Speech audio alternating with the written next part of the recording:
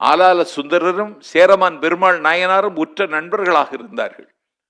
சேரமான் பெருமாள் நாயனார் ஒரு நாள் தினசரி அரசு அலுவல் முடித்துவிட்டு பூஜை செய்துவிட்டு தான் தூங்குவார். ஒவ்வொரு மலராக எடுத்து போட்டு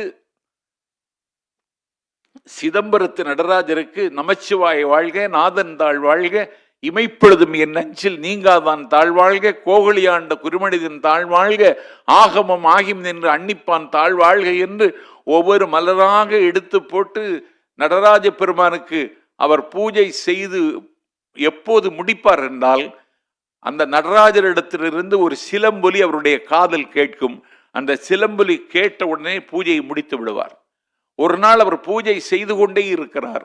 சிலம்பொலி காதுக்கு வரவில்லை. களைத்து போய்விட்டார். சிலம்பொலி காதுக்கு கேட்கவில்லையே, பூஜையை இன்னும் நீட்டிக்க முடியாது என்று அவர் நிலை குலைந்து நிற்கிற பொழுது, அவருக்கு காதலி அந்த பூஜையை முடிக்க முடியாமல் திண்டாடிய பொழுது, ஏன் என்னை சோதிக்கிறாய்? நான் என்ன குற்றம் செய்தேன்? நான் யார் வீட்டில் எரிந்து கொண்டிருந்த விளக்கை அணைத்தேன்? யாருடைய வட்டில் சோற்றில் மண்ணை எள்ளி போட்டேன்? யாருடைய கனவில் கல்லறிந்தேன்?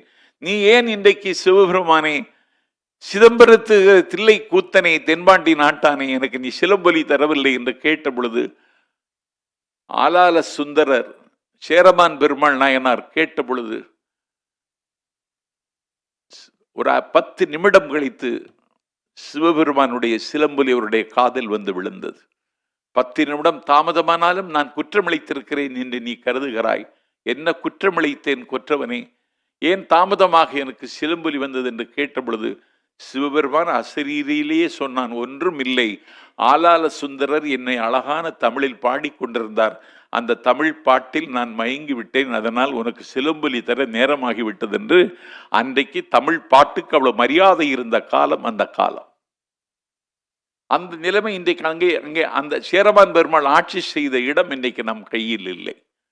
இன்றைக்கு கேரள மாநிலத்தினுடைய மனோகரமான மலையாள மண்ணினுடைய